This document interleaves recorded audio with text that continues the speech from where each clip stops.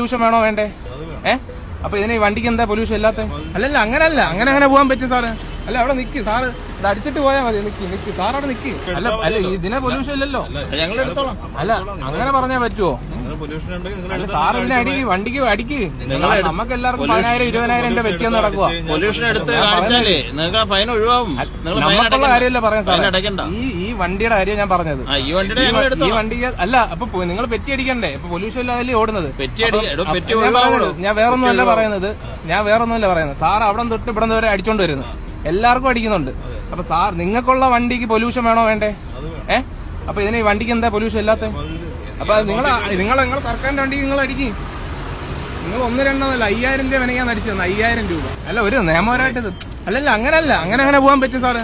അല്ല, അവിടെ നിക്ക് സാറ്, ഇത് അടിച്ചിട്ട് പോയാൽ മതി. നിക്ക് സാർ, അവിടെ നിക്ക്. അവിടെ നിക്ക്.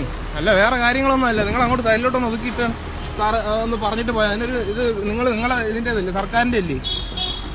എല്ലാവർക്കും നിയമം ബാധകമാണോ സാറേ? മെനങ്ങാന്ന് 5,000 രൂപ അടിച്ചത്. ഇവിടെ എല്ലാവരും ജീവിക്കാൻ വേണ്ടി, രാവിലെ എല്ലാവരും ജീവിക്കാൻ വേണ്ടി വരുന്നത്. അടിച്ചോ?